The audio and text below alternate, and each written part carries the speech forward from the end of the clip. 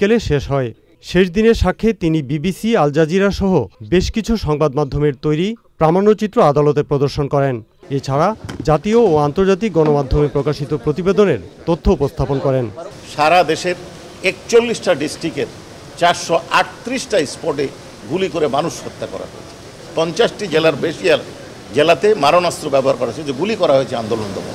শেখ হাসিনা তার ক্ষমতাকে পাকাপোক্ত করার জন্য যে যে ধরনের কার্যক্রম গ্রহণ করা দরকার, যখন যেটাকে সঠিক উনি মনে করেছেন, সঠিক অর্থাৎ অবৈধ মানুষ খুন করা, মানুষকে গুম করা, মানুষকে হত্যা করা, জঙ্গি নাটক, যে প্রক্রিয়া যখন যেটা তার কাছে সুইটেবল মনে হয়েছে তিনি সেটা করেছেন। মামলা প্রমাণের জন্য পর্যাপ্ত উপকরণ আদালতে উপস্থাপন করা হয়েছে বলে জানিয়েছে প্রসিকিউশন। উনি ওনার তদন্তকালে ৯২টি ডকুমেন্টারি এভিডেন্স কালেক্ট করেছেন, ৩৭টি বস্তু প্রদর্শনী, সকল মিলিয়ে প্রায় ১৪,০০০ পৃষ্ঠার ডকুমেন্টারি এভিডেন্স উনি এখানে দাখিল করেছিলেন। ৫৪টি সাক্ষীর জবানবন্দির মাধ্যমে প্রসিকিউশন এই আসামিদের বিরুদ্ধে যে ৫টি অভিযোগ এনেছিল তার প্রত্যেকটি সন্দেহাতীতভাবে প্রমাণ করতে পেরেছে বলে প্রসিকিউশন মনে করে। মামলার পরবর্তী তারিখ ৬ অক্টোবর।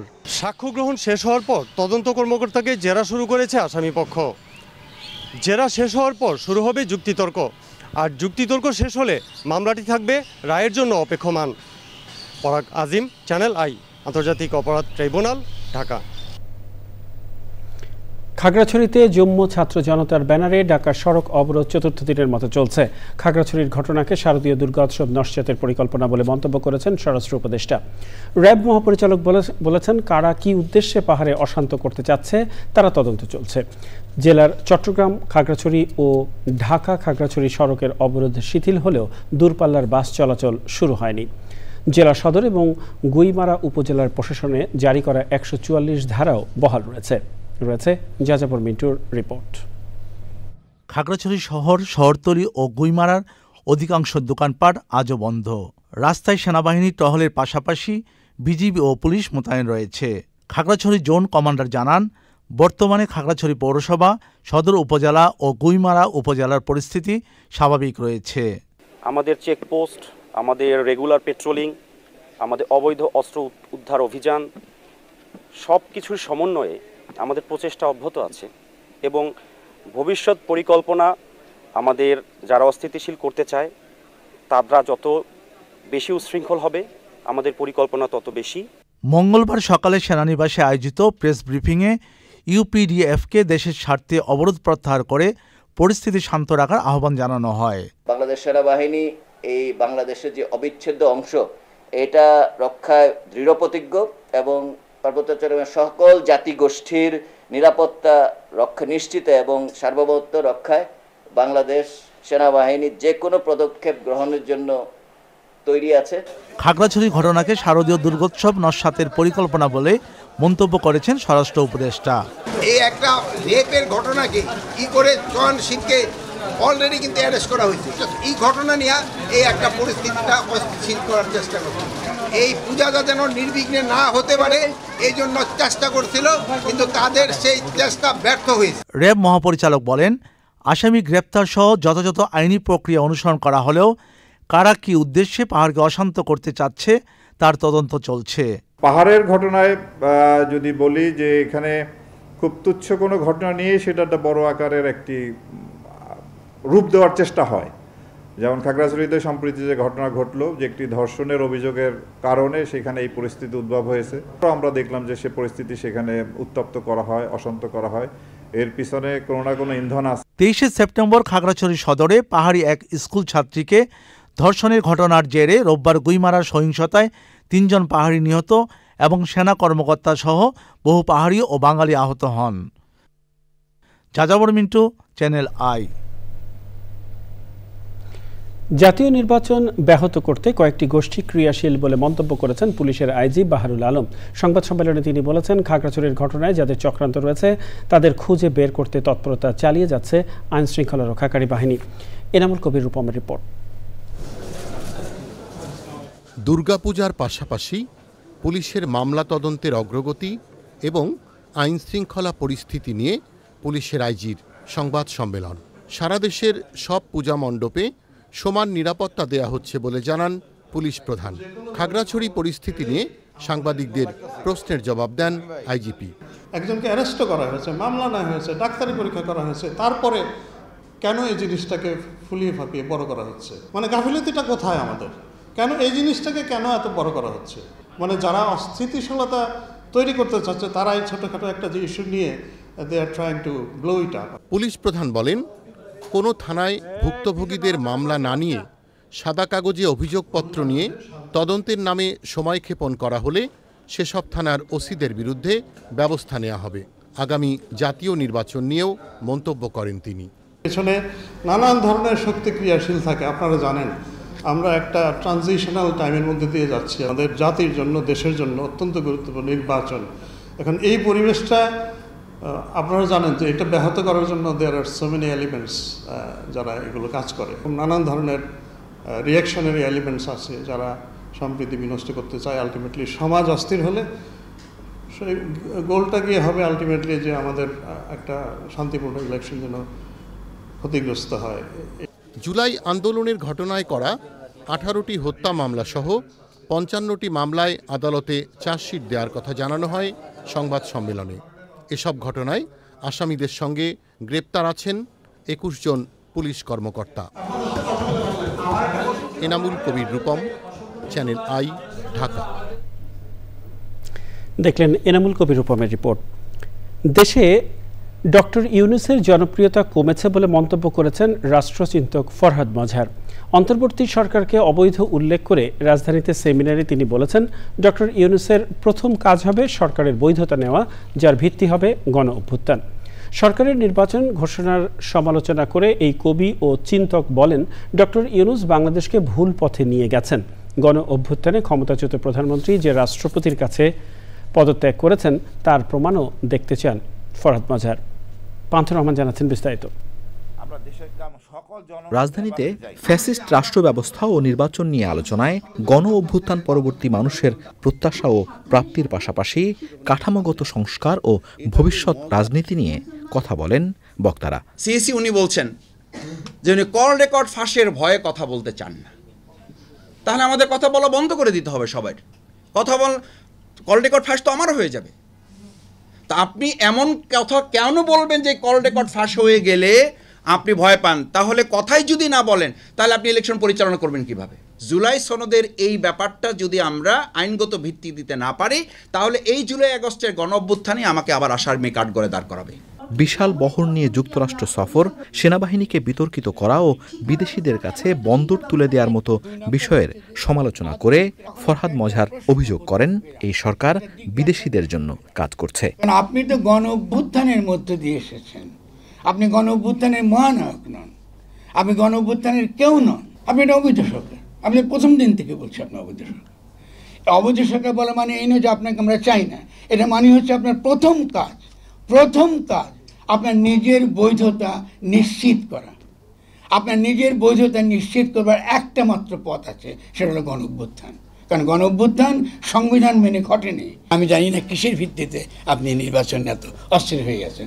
আমরা মনে করি আমরা দেশকে বিপর্যয়ের দিকে ঠেলে দেব না, এবং আপনার যে জনপ্রিয়তা হ্রাস হয়েছে এটা আমাদের জন্য বিপজ্জনক।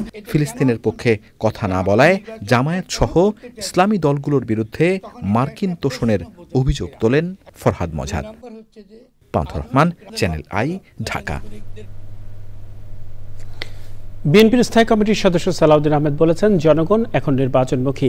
জাতীয়তাবাদী ওলামা দলের প্রতিষ্ঠা বার্ষিকীতে সংগঠনের নেতাদের সঙ্গে বিএনপির প্রতিষ্ঠাতা সাবেক রাষ্ট্রপতি জিয়াউর রহমানের কবরে শ্রদ্ধা নিবেদন করে তিনি বলেন, যারা জনগণকে বিভ্রান্ত করে নির্বাচন বাধাগ্রস্ত করতে চায়, জনগণ তাদের রাজনৈতিকভাবে প্রত্যাখ্যান করবে। ফেব্রুয়ারিতে নির্বাচন পেছানোর জন্য কেউ কেউ ষড়যন্ত্র করছে উল্লেখ করে এই বিএনপি নেতা বলেন, নির্বাচনে পিআর হলো স্থায়ী অস্থিরতা সৃষ্টির পদ্ধতি, আর বিএনপি পিআর বলতে বোঝে জনসংযোগ। বাংলাদেশে গণতান্ত্রিক উত্তরণের এই যে প্রক্রিয়া, তাতে বাধা সৃষ্টি করার জন্য কেউ কেউ ষড়যন্ত্র করছে, সেটা দৃশ্যমান। এখানে আন্তর্জাতিক মহলও থাকতে পারে, দেশি বিদেশি শক্তি সক্রিয়, সেটা আমরা অনুমান করতে পারি। কিন্তু বাংলাদেশের জনগণ এখন ঐক্যবদ্ধ। গণ অভ্যুত্থান পরবর্তী পরিস্থিতিতে বাংলাদেশের জনগণ সংকল্পবদ্ধ এদেশের গণতন্ত্র উত্তরণের পথে যারাই বাধা সৃষ্টি করবে এবং কোনো রকমের ষড়যন্ত্র করবে, সে দেশি হোক বিদেশি হোক, তাদেরকে তারা প্রতিহত করবে। প্রাথমিক বাছাইয়ে থাকা 22টি রাজনৈতিক দলের মধ্যে সব ধরনের শর্ত পূরণ করেছে জাতীয় নাগরিক পার্টি ও বাংলাদেশ জাতীয় লীগ। এই দুটি দলের বিষয়ে শীঘ্রই বিজ্ঞপ্তি প্রকাশ করবে নির্বাচন কমিশন। তবে প্রতীক জটিলতায় এনসিপিকে আবারও চিঠি দেবে ইসি। সন্ধ্যায় ইসি সচিব আক্তার আহমেদ এটা নিশ্চিত করেছেন। এছাড়াও বাংলাদেশ আম জনগণ পার্টি, জাতীয় জনতা পার্টি এবং জাতীয় সমাজতান্ত্রিক দলের বিষয়ে অধিকতর যাচাই বাছাই চলছে। পাশাপাশি 9টি দলের বিষয়ে পুনঃতদন্ত হবে বলে জানান ইসি সচিব। একই সাথে তথ্য ঘাটতি থাকায় 7টি দলের নিবন্ধন আবেদন বাতিল করা হয়েছে বলেও জানান তিনি। এছাড়াও তালিকায় থাকা 22টি দলের মধ্যে আদালতের রায় নিবন্ধনযোগ্য হয়েছে নেজামে ইসলামী পার্টি। এর আগে রাজনৈতিক দল নিবন্ধনের জন্য 143টি দল আবেদন করলেও ইসির প্রাথমিক তালিকায় আসে 22টি দল। পর্যালোচনা শেষে রাজনৈতিক দলগুলোর নিবন্ধন চূড়ান্ত করবে নির্বাচন কমিশন। এদিকে প্রতীক না পেলে জনগণের ভোগান্তি হয় এমন কর্মসূচি দেবে না জাতীয় নাগরিক পার্টি এনসিপি। একথা জানিয়েছেন দলটির মুখ্য সমন্বয়ক নাসিরউদ্দিন পাটোয়ারি। প্রতীক প্রশ্নে কোনো ছাড় নয় জানিয়ে সংবাদ সম্মেলনে তিনি বলেন, প্রতীক নিয়ে ইসি স্বৈরাচারী এবং বৈষম্যমূলক আচরণ করছে। প্রাথমিক বাছাইয়ে থাকা রাজনৈতিক দলগুলোর মধ্যে সব শর্ত পূরণ করেছে জাতীয় নাগরিক পার্টি।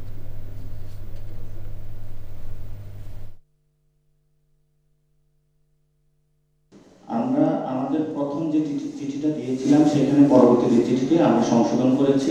আমাদের প্রথম হলো শাপলা, তারপরে সাদা শাপলা, তারপরে লাল শাপলা, এবং ওই চিঠিটাই বলবৎ রয়েছে। ওই চিঠিটা তারা এখন আমাদের উত্তর দেয় না, উত্তর না দিয়ে আমাদেরকে আরেকটা চিঠি ইস্যু করেছে, যেটা একটা স্বেচ্ছাচারী সিদ্ধান্ত। তাদেরকে প্রথমে ওই চিঠিটার উত্তরগুলো আমাদেরকে দিতে হবে। আর আমরা শাপলা পেতে কোনো আইনি বাধাও দেখছি না, কোনো রীতিনীতি বহির্ভূত কোনো কাজও দেখছি না। ইসি বরঞ্চ এখানে একটি স্বৈরাচারীমূলক এবং বৈষম্যমূলক আচরণ করছে। তাদেরকে আচরণ পরিহার করে দেশের এবং জনগণের পক্ষে দাঁড়ানোর জন্য আমরা তাদের কাছে আবেদন করি। সর্বোচ্চ 7,50,000 এবং সর্বনিম্ন 5,10,000 হিসেবে এবছরে বেসরকারি হজ প্যাকেজ ঘোষণা করেছে হজ এজেন্টদের সংগঠন হাব। অন্যান্য বারের মতো এবারও হজের বিমান ভাড়া বেশি ধরা হয়েছে বলে অভিযোগ করেছে সংগঠনটি। চলতি বছরের 12ই অক্টোবর পর্যন্ত এবছরে হজ নিবন্ধন চলবে। চক্রমালিথার রিপোর্ট। সরকারি হজ প্যাকেজ ঘোষণার একদিন পর ঘোষণা করা হলো বেসরকারি হজ প্যাকেজ। মঙ্গলবার দুপুরে রাজধানীতে এবছরের হজের প্যাকেজ ঘোষণা করেন বেসরকারি হজ এজেন্টদের সংগঠন হাবের নেতারা। বেসরকারি ব্যবস্থাপনা হজ যাত্রীদের জন্য খাওয়া ও কোরবানি সহ 3টি প্যাকেজ। প্রথম বিশেষ হজ প্যাকেজ, যার সর্বমোট মূল্য 7,50,000 টাকা। সাধারণ হজ প্যাকেজ, যার সর্বমোট মূল্য 5,50,000 টাকা। সাশ্রয়ী হজ প্যাকেজ, যার সর্বমোট মূল্য 5,10,000 টাকা নির্ধারণ করা হয়েছে। সংবাদ সম্মেলনে অভিযোগ করা হয়, সৌদি আরাবিয়ান এয়ারলাইন্স হজের বিমান ভাড়া কমাতে চাইলেও বিমানের কারণে কমাতে পারেনি মন্ত্রণালয়। 2025 সালে হজ যাত্রীদের বিমান ভাড়া ছিল 1,67,820। যদিও এটি অন্যায়ভাবে এর আগে 2 বছর প্রায় 2 লক্ষ টাকা করে হজ যাত্রীদের থেকে আদায় করা হয়েছিল, যেটি আমরা মনে করি হজ যাত্রীদের প্রতি একটি জুলুম ছিল, অন্যায় ছিল, এবং এটি হজ যাত্রীদের থেকে এই টাকাগুলো লুট করা হয়েছিল বলে আমরা মনে করি। এই টাকা কিভাবে নেওয়া হলো আমাদেরকে এটা প্রমাণ দেখাতে হবে যে এটা কিভাবে বেশি নিল।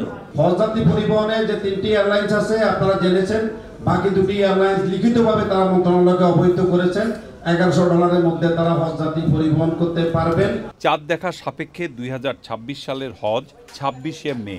সৌদি আরবের সাথে চুক্তি অনুযায়ী এবছর বাংলাদেশ থেকে 1,27,198 জনের হজ পালন করতে যাওয়ার কথা রয়েছে।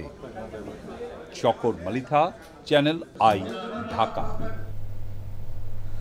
কৃষকের কাছে সার পৌঁছে দিতে পরিবেশক বা ডিলার নিয়োগের নতুন নীতিমালা হচ্ছে। সার সরবরাহ ব্যবস্থা আরও উন্নত করতে এই উদ্যোগ নেওয়া হচ্ছে বলে জানিয়েছেন কৃষি সচিব। তবে সার সরবরাহের সবচেয়ে বড় অংশীদার বেসরকারি উদ্যোক্তাদের নতুন নীতিমালা করার প্রক্রিয়ায় রাখা হয়নি বলে অভিযোগ করেছেন আমদানিকারকরা। আরও দাবি, ভরা মৌসুমে আগে নীতিমালা করে নতুন ডিলার নিয়োগ দিয়ে সার সংকটের সংখ্যা তৈরি হবে। বিস্তারিত জানাচ্ছেন রফিকুল বাশার। সার উৎপাদন, আমদানি, সংরক্ষণ, বিতরণ, বিপণন, পরিবহন ও বিক্রয় নিয়ন্ত্রণ সংক্রান্ত বিষয়াদি তদারকি করে জাতীয় সার ব্যবস্থাপনা কমিটি। এই কমিটির সভায় সার ব্যবস্থাপনার নতুন খসড়া নীতিমালা উপস্থাপন করা হয়। নতুন নীতিমালায় প্রত্যেক উপজেলায় 3 জন করে ডিলার নিয়োগ দেওয়ার কথা বলা হয়েছে।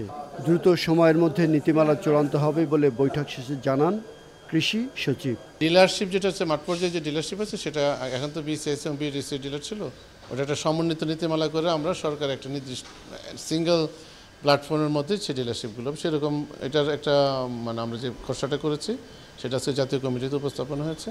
তো এটা নিয়ে আলোচনা হচ্ছে এবং এটা চূড়ান্ত হলে আপনাদেরকে যথাসম্ভব জানাবো। নতুন নীতিমালা করার উদ্যোগ নেওয়া হলেও বেসরকারি আমদানি ও সরবরাহকারীদের মতামত নেওয়া হয়নি বলে অভিযোগ করা হয়েছে। সার নীতিমালার পরিবর্তনের কথা চিন্তা করা হচ্ছে, এরকম এখন সামনে আমাদের মৌসুম আসছে, ভরা মৌসুম, এই ডায়ালটা সারা দেশে এই জিনিসটা কীভাবে ট্যাকেল হবে আমরা বলতে পারছি না। আর দ্বিতীয় কথা, আমাদেরকে বাদ দিয়ে স্টেক হোল্ডার বাদ দিয়ে আমাদের সাথে কোনো আলাপ আলোচনা ছাড়াই এই প্রস্তাব অনুমোদন হতে যাচ্ছে, এটা আমাদের জন্য আরও দুঃখজনক।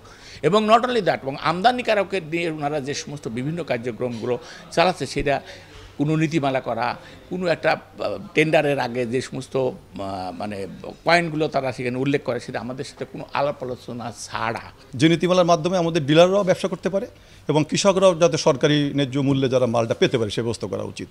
আমরা একটা কস্টিং করে দেখছি এখানে যে আমাদের যারা 300 টন মাল পাবে বছরে তাদের প্রায় 70-80 লক্ষ টাকা করে 70-80 হাজার টাকা প্রতি মাসে লস হবে। অভিযোগ করে বলা হয়েছে নতুন নীতিমালায় ডিলারদের আর্থিক খরচ বাড়লেও ব্যবসা কমে যাবে। Rafiqul Bashar, channel I, Dhaka. আনন্দ উচ্ছ্বাসে চ্যানেল আই 27 স্লোগানে দেশের প্রথম digital satellite television station channel I পথ চলার 26 বছর পার করে 27 বছরে পা রাখতে চলেছে। 1999 সালের 1 অক্টোবর এক ঝাঁক স্বপ্নবান মানুষের হাত ধরে যাত্রা শুরু করে চ্যানেল আই। পেশাদারিত্ব, নতুনত্ব, সৃজনশীলতা এবং তারুণ্যের জয়গানে চ্যানেল আইয়ের এই অভিযাত্রা এখন উদ্দাম তারুণ্যে। জন্মদিনে চ্যানেল আইয়ের পর্দা জুড়ে থাকছে বিশেষ অনুষ্ঠানমালা, জানাচ্ছেন লাইলা নওশিন।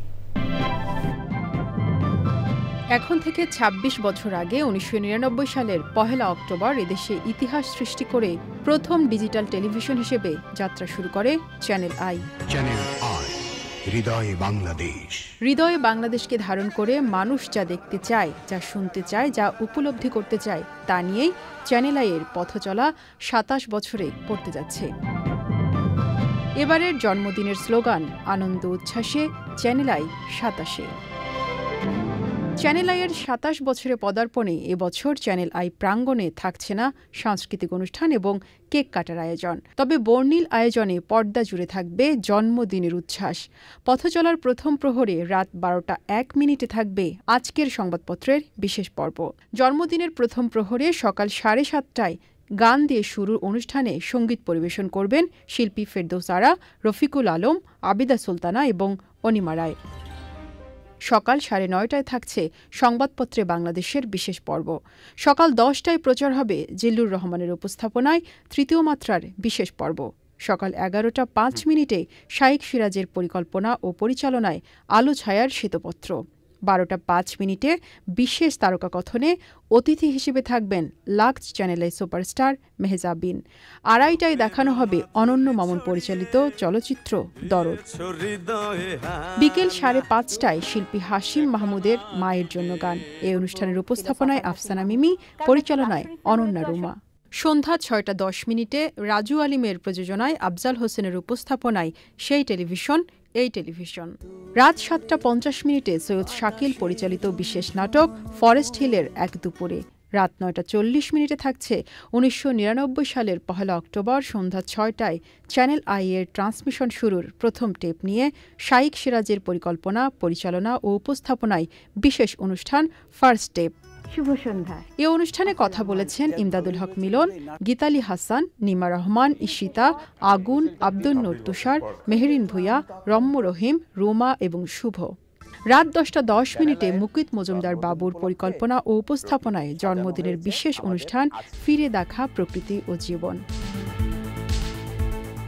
রাত 12টা 1 মিনিটে আজকের সংবাদপত্রের বিশেষ পর্ব। চ্যানেল আইয়ের জন্মদিনে প্রকাশিত হয়েছে আনন্দ আলোর বিশেষ সংখ্যা। লাইলা নওশিন, চ্যানেল আই। সবুজে সাজাই বাংলাদেশ স্লোগানে টাঙ্গাইলে প্রকৃতি ও পরিবেশ উন্নয়নে বৃক্ষরোপণ করেছে প্রকৃতি ও জীবন ক্লাব। মোবাইল নেটওয়ার্ক অপারেটর বাংলালিংকের সাথে নিয়ে সবুজ বেষ্টনী গড়ার অভিযাত্রায় সর্বস্তরের মানুষের স্বতঃস্ফূর্ত অংশগ্রহণে বেগবান হচ্ছে পরিবেশ রক্ষার আন্দোলন। উদ্যোগের ভূয়সী প্রশংসা করে বিশিষ্টজনরা বলেছেন, বৃক্ষায়নে পরিবেশ সুরক্ষায় উদ্বুদ্ধ হচ্ছে তরুণ প্রজন্ম। মুসলিম উদ্দিন আহমেদের তথ্য ও ভিডিও চিত্রে আফরোজা হাসির রিপোর্ট। দেশের তৃতীয় বৃহত্তম বনভূমি মধুপুরগড়। চরম আবহাওয়ায় দুর্যোগকালীন প্রাকৃতিক সুরক্ষা দেয়াল মধুপুরগড়ের গভীর প্রভাব রয়েছে আর্থসামাজিক উন্নয়নেও। কালের পরিক্রমায় বেপরোয়া আগ্রাসনে 1,22,000 একর এই বনের বেদখল প্রায় অর্ধেক বনভূমি। সেই সাথে অতিরিক্ত বনজ সম্পদ আহরণ, অপরিকল্পিত নগরায়নে ভারসাম্য হারাচ্ছে টাঙ্গাইলের পরিবেশ প্রতিবেশ। পরিস্থিতির উত্তরণে বাংলালিংকের সহায়তায় জেলার 11টি শিক্ষা প্রতিষ্ঠান, গ্রামীণ সড়ক ও পাহাড়ি এলাকায় প্রকৃতি ও জীবন ক্লাবের বৃক্ষায়ন। সবুজে সাজাই বাংলাদেশ এই প্রতিপাদ্যে টাঙ্গাইলে বৃক্ষরোপণ কর্মসূচি পালন করেছে প্রকৃতি ও জীবন ক্লাব। একটি পূর্ণবয়স্ক গাছ সারা বছর 10 জন মানুষকে অক্সিজেনের যোগান দেয়। শুধু এই একটি কাজই করে না, সে কিন্তু ছায়া দিচ্ছে, ফুল ফল দিচ্ছে, কাঠ দিচ্ছে, ঔষধি উপকরণ দিচ্ছে, নানা ধরনের প্রাণীর বাসস্থানের ব্যবস্থা করছে।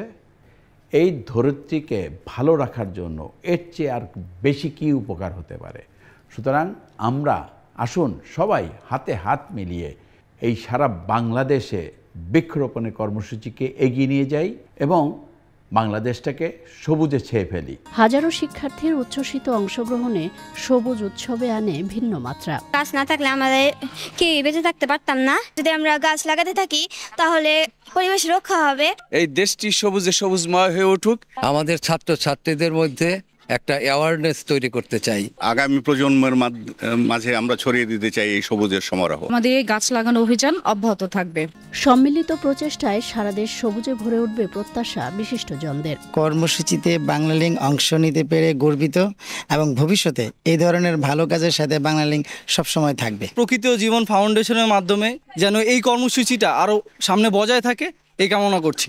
অত্যন্ত যুগান্তকারী একটি পদক্ষেপ। পরিবেশের ভারসাম্য রক্ষার জন্য বৃক্ষরোপণ কর্মসূচি খুবই গুরুত্বপূর্ণ। এটা ছাত্রদেরকে উৎসাহ যোগাবে এবং তারা যে বৃক্ষরোপণের যে আগ্রহ যেটা হারিয়ে ফেলছিল সেটা তারা পুনর্জীবিত করবে। প্রাকৃতিক দুর্যোগ মোকাবেলার পাশাপাশি পরিবেশ সুরক্ষায় বৃক্ষায়ন অব্যাহত রাখার আহ্বান পরিবেশবাদী সহ সচেতন মহলের। আফরোজা হাসি, চ্যানেল আই। এ পর্যায়ে আই স্পোর্টস। যাওয়া যাক অন্যান্য সংবাদে। আলাদা স্বাস্থ্য কমিশন গঠন করে চিকিৎসকদের নেতৃত্বে স্বাস্থ্য খাত পরিচালনার আহ্বান জানালেন বিশেষজ্ঞ চিকিৎসকরা। রাজধানীতে গোলটেবিল আলোচনায় তারা বলেন, চিকিৎসকদের মানসম্মত বেতন কাঠামো নিশ্চিত করার পাশাপাশি তাদের দক্ষতা উন্নয়ন এবং ঝুঁকি ভাতাও নিশ্চিত করতে হবে। জানাতুল বাকিয়া কেকার রিপোর্ট। স্বাস্থ্য খাতের বেতন নীতি, বাস্তব চ্যালেঞ্জ ও সুপারিশ নিয়ে রাজধানীতে গোলটেবিল আলোচনার আয়োজন করে alliance for health reform Bangladesh. এতে স্বাস্থ্য ক্যাডারে পদোন্নতি ও বেতন ভাতা নির্ধারণে বৈষম্যের অভিযোগ করেন আলোচকরা। দক্ষতার পার্থক্য বিবেচনায় নেওয়া হয়নি। স্বাস্থ্য সংস্কার কমিশনের সদস্য অধ্যাপক ডাক্তার সৈয়দ আকরাম হোসেনের প্রবন্ধ উপস্থাপনের পর আলোচনায় যোগ দেন চিকিৎসক, নার্স এবং সংশ্লিষ্ট সংগঠনের নেতারা। কাঠামোর কথা বিবেচনা করবে, এর সাথে রেস্ট্রিক্টেড যে জিনিসগুলো এগুলো বিবেচনা করা উচিত। পাওয়ার কেন কাজ করে না? ওখানে শুধু কি বেতন, নাকি ওটার স্যালারি থেকে শুরু করে তাদের প্রমোশন, কেরিয়ার? বেতন কাঠামো ও পদোন্নতিতে বৈষম্যের কারণে চিকিৎসক, নার্স, জনস্বাস্থ্য বিশেষজ্ঞ, স্বাস্থ্যকর্মীদের কর্ম উদ্দীপনা ও দক্ষতা ব্যাহত হচ্ছে বলেও অভিযোগ করেন আলোচকরা। 5 আগস্টের পর পরিবর্তনের পর স্বাস্থ্য মন্ত্রণালয় গত 1 বছর কোনো প্রমোশন হয়নি।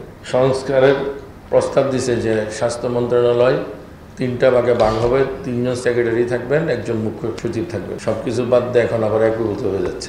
আমাদের যে স্বাস্থ্য সংস্কার কমিশন, সেখানে কিন্তু আমরা আলাদা হেলথ সার্ভিস কমিশনের প্রস্তাব পরিষ্কারভাবে উল্লেখ করেছি। এখন এটা রাজনৈতিক নেতৃত্বের দায়িত্ব এটাকে গ্রহণ করা। চিকিৎসকরা অভিযোগ করেন, স্বাস্থ্য সংস্কার কমিশনের প্রস্তাবনার সঙ্গে সরকারের কর্মকাণ্ডে অসঙ্গতি রয়েছে। ডাক্তার যারা এমার্জেন্সি ডিল করে, তো যে কোনো সময় তাকে করতে হতে পারে, তো সেগুলা কাভার করার চিন্তা করতে হবে। আলোচনায় চিকিৎসকরা স্বাস্থ্য খাতের নীতি প্রণয়ন ও পরিচালনায় চিকিৎসকদের সম্পৃক্ত করার আহ্বান জানান। জান্নাতুল বাকিয়া কেকা, চ্যানেল আই, ঢাকা। প্রিয় দর্শক, সময় হলো কিছুক্ষণের বিরতি নেবার, আর বিরতির পরে অন্যান্য সংবাদের সাথে আরো থাকছে। গাজায় যুদ্ধ বন্ধে মার্কিন প্রেসিডেন্টের 20 দফা প্রস্তাবে নেতানিয়াহুর সম্মতি প্রস্তাব পর্যালোচনা করছে হামাস।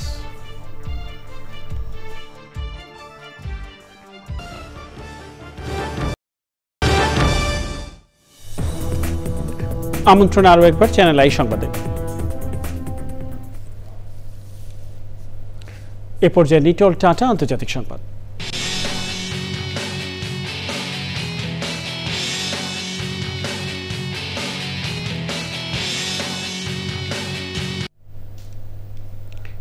গাজায় যুদ্ধ বন্ধে মার্কিন প্রেসিডেন্ট ডোনাল্ড ট্রাম্পের 20 দফা প্রস্তাবে রাজি হয়েছেন ইসরায়েলি প্রধানমন্ত্রী বেনিয়ামিন নেতানিয়াহু। মার্কিন প্রেসিডেন্টের প্রস্তাব পর্যালোচনা করছে হামাস। দুই পক্ষের সম্মত হলে দ্রুত যুদ্ধ বন্ধ হবে বলে জানান ট্রাম্প। হোয়াইট হাউসে ইসরায়েলের প্রধানমন্ত্রী নেতানিয়াহুর সঙ্গে বৈঠক শেষে যৌথ সংবাদ সম্মেলনে ট্রাম্প ওই 20 দফা তুলে ধরেন।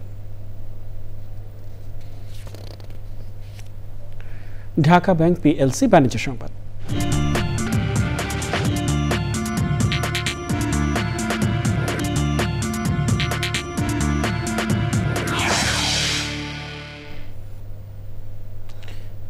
ঢাকা স্টক এক্সচেঞ্জে আজ লেনদেনে ঊর্ধ্বমুখী প্রবণতা দেখা গেছে। আগের কার্যদিবসের চেয়ে ডিএসইএক্স সূচক 26 পয়েন্ট বেড়ে 5415 পয়েন্টে দাঁড়িয়েছে। বেড়েছে বেশিরভাগ কোম্পানির শেয়ারের দাম।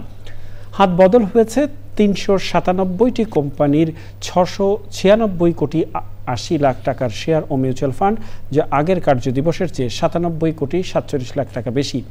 এর মধ্যে দাম বেড়েছে 207টির, কমেছে 130টির এবং অপরিবর্তিত রয়েছে 60টি কোম্পানির শেয়ারের দাম। প্রিয় দর্শক, সময় হলো আবারও কিছুক্ষণের বিরতি নেবার,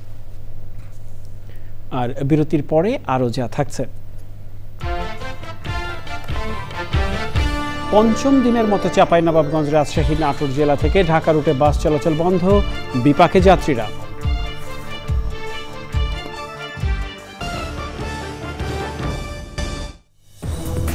বিরতির পরে আবারও ফিরে এলাম চ্যানেল আই সংবাদে।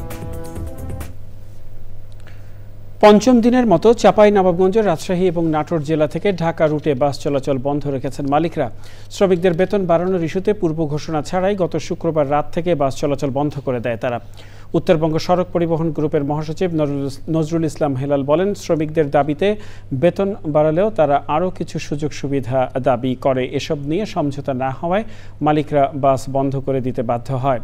যাত্রীরা বলেন, পূজার ছুটিতে আগে এমনিতেই বাস ট্রেনে ভিড় থাকে, তার উপর কোনো রকম ঘোষণা ছাড়া বাস বন্ধে বিপাকে পড়েছেন তারা।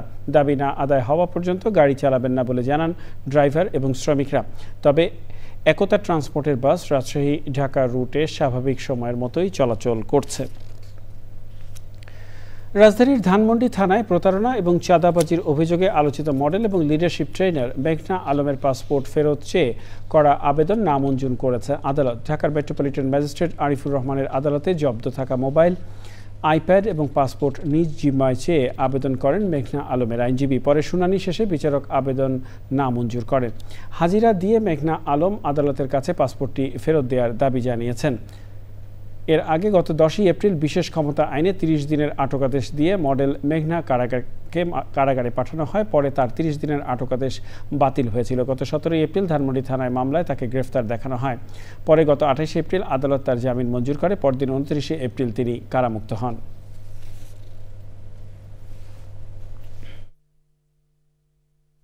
আমার বিরুদ্ধে শুধু মিথ্যাচারী, আমার কোনো অন্যায় নেই এবং সবার আমার প্রতি সত্যি বলতে একটা সিম্প্যাথি, এমপ্যাথির জায়গাও রয়েছে এবং সেই ব্যক্তিরাও আমাকে বলেছে যে আমরা সিআইডি থেকে খবরটা পাওয়ার সাথে সাথেই আপনাকে সহায়তার চেষ্টা করব। অথচ আজকে আদালতে শুনলাম যে আমার দিক থেকে নাকি পাসওয়ার্ড চার্জার দেয়া হয়নি। মানে এটা আসলে কেমন মিথ্যাচার, এবং আমি আমার ডিভাইস ফেরত চাই। প্রিয় দর্শক, সময় হলো আবারও কিছুক্ষণের বিরতি নেবেন। আউটসোর্সিংয়ে দৈনিক মজুরিতে নিয়োগ হওয়া শ্রমিকদের চাকরির অনিশ্চয়তা দূর করার পাশাপাশি শ্রমিকদের ন্যায্য অধিকার আদায়ে রাজধানীর তেজগাঁয়ে বিক্ষোভ করেছে বাংলাদেশ আউটসোর্সিং কর্মচারী ঐক্য পরিষদ কমিটি, যেখানে তাদের বেশ কিছু সমস্যা ও দাবি তুলে ধরা হয়। তারা বলেন, আউটসোর্সিংয়ে দৈনিক মজুরিতে নিয়োগকৃত শ্রমিকদের চাকরির অনিশ্চয়তা দূর ও সামাজিক সুরক্ষা নিশ্চিত করা সরকারের দায়িত্ব। বিভিন্ন মন্ত্রণালয় এবং অধিদপ্তরে আউটসোর্সের দৈনিক মজুরি এবং প্রকল্প ভিত্তিক নিয়োগের নামে চলছে ঘুষ, দুর্নীতি এবং অনিয়ম। এতে শ্রমিকরা ন্যায্য অধিকার থেকে প্রতিনিয়ত বঞ্চিত হচ্ছে। জানাবো খেলার খবর। প্রিয় দর্শক, সংবাদের শেষ প্রান্তে আমরা চলুন আরও একবার জেনে নেওয়া যাক যা ছিল এখনকার ফ্রেশ আটা ময়দা সুজি সংবাদ শিরোনামে। শেখ হাসিনা সহ 3 জনের বিরুদ্ধে মানবতা বিরোধী অপরাধের মামলার সাক্ষ্য গ্রহণ শেষ। 54 জনের সাক্ষ্যে সন্দেহাতীতভাবে অপরাধ প্রমাণিত হয়েছে বলছে রাষ্ট্রপক্ষ। খাগড়াছড়ির ঘটনা শারদীয় দুর্গা উৎসব নস্যাতের পরিকল্পনা বলে স্বরাষ্ট্র উপদেষ্টার মন্তব্য। চক্রান্তকারীদের খুঁজে বের করার তৎপরতা চলছে বললেন আইজিপি। এবছরে বেসরকারি হজ প্যাকেজ ঘোষণা। খরচ হবে সর্বোচ্চ 7,50,000 এবং সর্বনিম্ন 5,10,000 টাকা।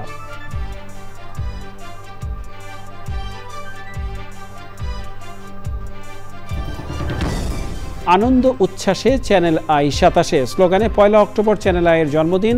পর্দা জুড়ে থাকছে বিশেষ অনুষ্ঠানমালা এবং সবুজে সাজায় বাংলাদেশ স্লোগানে টাঙ্গাইলে প্রকৃতি ও জীবন ক্লাবের বৃক্ষরোপণ। বৃক্ষায়নে পরিবেশ সুরক্ষায় উদ্বুদ্ধ হচ্ছে তরুণ প্রজন্ম।